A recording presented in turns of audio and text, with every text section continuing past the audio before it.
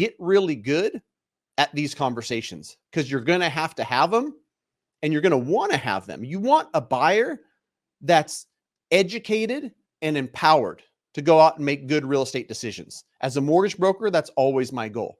Is an educated buyer is an empowered buyer. Empowered buyer goes out there and feels good about the offers they're making because they understand the mortgage and the numbers really well.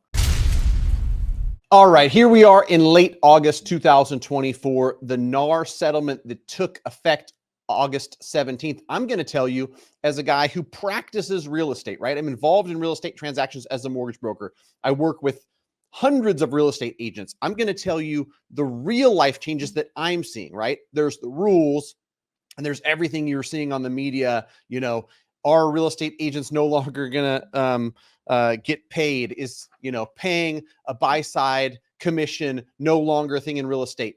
All of these headlines tell one story. I'm going to tell you the story of what's happening from a real life perspective, involved in real estate transactions, involved in the negotiation process. Maybe not personally as a mortgage broker, am I negotiating it, but I'm seeing it, right? I'm seeing buy side agent, listing agent negotiate this. I'm having buyers come to me with questions. I'm having buyers talk to real estate agents. I presented earlier in the week at a real estate meeting, and I got real estate agent perspective on what they're seeing and hearing. So if you're a buyer of real estate, if you're a seller of real estate, if you're an investor and you're watching this, I'm going to tell you what I've seen, right? My real life experience, right? And then you can take that for what it is and, apply it to your strategy going forward. First and foremost, as a seller, I think that different real estate agents are going to explain this in a different way to you. You are no longer obligated to offer a buy side commission. Those commissions are decoupled.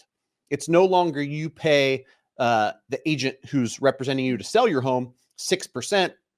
They offer the buy side 3%. Those commissions are decoupled. So you could, in theory, tell your agent, you know what? I don't want to pay the 3% for a buy side agent to bring a buyer. I'm going to give you 3% as the seller, as the listing agent to sell my house. I'm not offering anything to the buy side. Now, here's what I'm seeing happen in real life. Agents operate on the buy side. They're showing buyers a bunch of different houses. They're finding them what matches their criteria: 3-bedroom, 2-bath, $500,000 price point in this area. They're looking to get paid for their services. Doctors don't work for free. Lawyers don't work for free. Real estate agents don't necessarily work for free either. So if there's a case like that where a seller says, I absolutely don't want to offer a commission, what's happening in my experience so far, right? A couple weeks of this have gone on. The buy side agent, who's a great agent, is bringing an offer, and along with that, they're submitting that addendum. I don't know what it's a 4-letter acronym, right?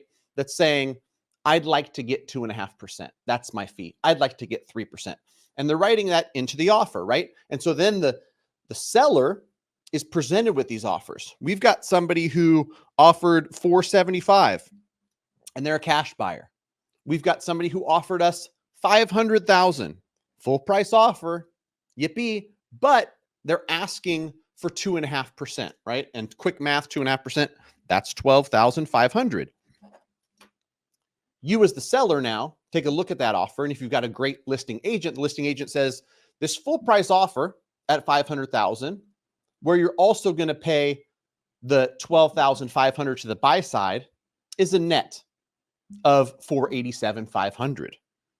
$12,500 higher than the cash offer. And like any real estate transaction, before or after, you decide you'll want the cash offer that might have less chance of falling out, or in some cases, a higher chance of them negotiating and trying to get you for repairs and other stuff. But that's another video for another day.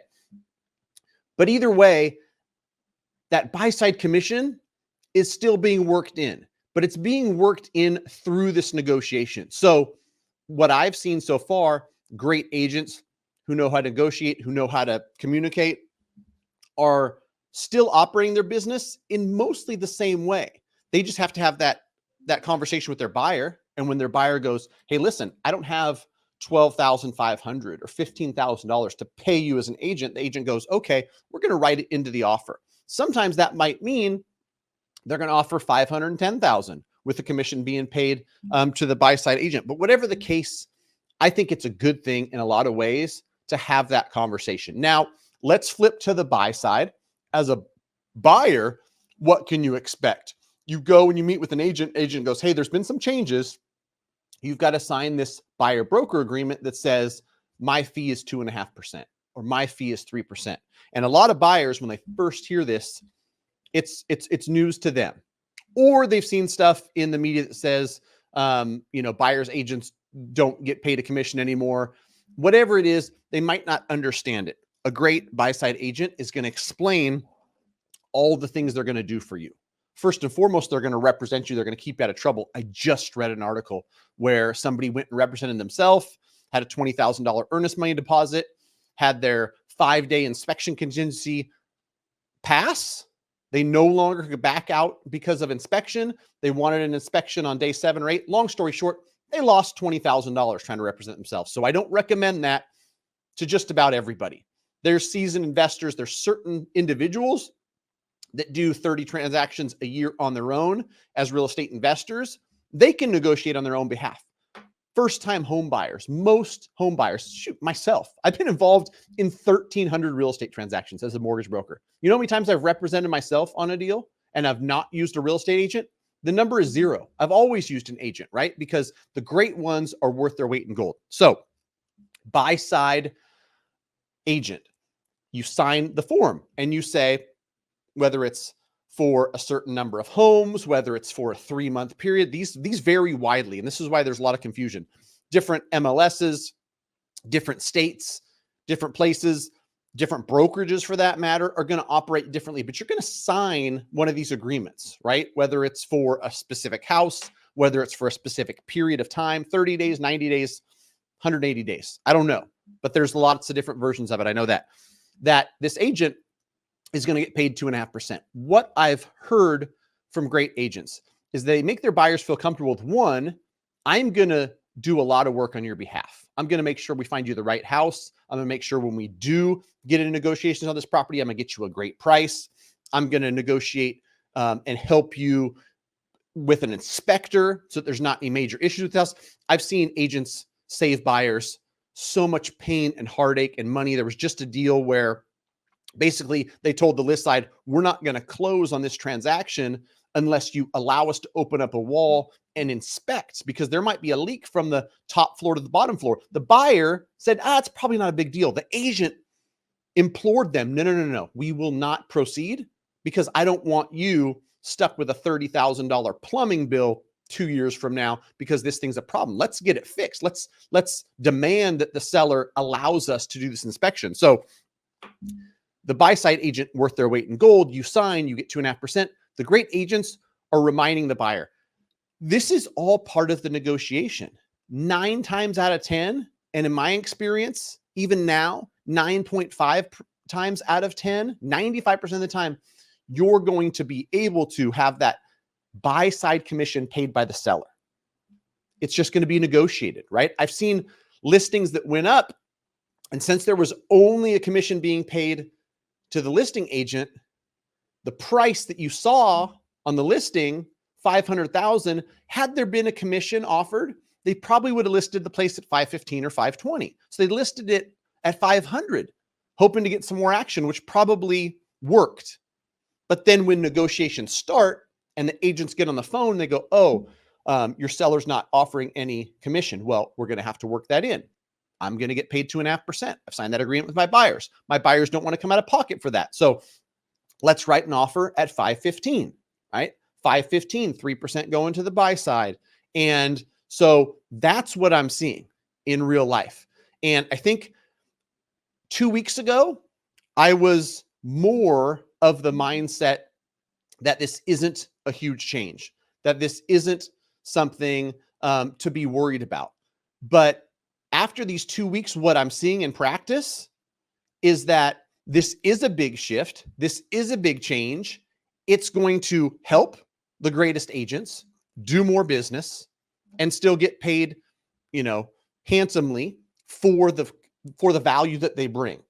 It's going to hurt agents who want to stick a sign in the yard, stick something on MLS, and get paid a commission check, right? No longer are you able to involve yourself in a real estate transaction, not add value and get paid, or it's going to be a lot harder, right? The great agents are going to provide immense value. They're going to be rewarded and paid for it and negotiate for it, and they'll be just fine. But it's a major shift. It's a major shift in how things are done. And there's positives, there's negatives.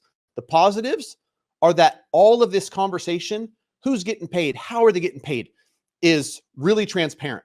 The seller knows, the buyer knows, it's all part of the conversation. And I think agents, if I wanted to give agents advice, get really good at these conversations, because you're going to have them and you're going to want to have them. You want a buyer that's educated and empowered to go out and make good real estate decisions. As a mortgage broker, that's always my goal, is educated buyer is an empowered buyer. Empowered buyer goes out there and feels good about the offers they're making because they understand the mortgage and the numbers really well. Same thing goes on the real estate side. They know what to expect. They understand what's going on with who's getting paid and how they're getting paid, and they're okay with it and they feel good about it. So let me know if you have anything to add to this conversation. It's a continuing conversation, and I know that I'm going to continue to have conversations with real estate agents, with buyers and sellers. We're getting questions as mortgage brokers. What are we doing on the lending side? The good news is that you can take concessions from the sell side to pay the buy side commissions. So I don't see it being the case that more than 5% of buyers are actually going to pay the buy side commission out of their pocket. It's going to be rolled into the loan to a certain extent because it's going to be negotiated. 515 purchase price, $15,000 in seller credit. That seller credit goes to pay the buy side agent. Whatever the case may be, the buyer's going to come out of pocket less than 5% of the time. That's what I think, but subject to change, right? And agents are going to continue to do business. The great ones are going to thrive. The not so great ones are going to struggle. But net for buyers, I don't think there's going to be a big change. Like net for sellers, I don't think there's going to be a big change. Like it's going to affect real estate prices positively or negatively. I think it's going to kind of settle like most markets do at whatever's reasonable. So that's my take. Hopefully you enjoyed this. Leave your comments down below. Like, comment, subscribe, do all the things that you're supposed to do on YouTube. Thanks for watching.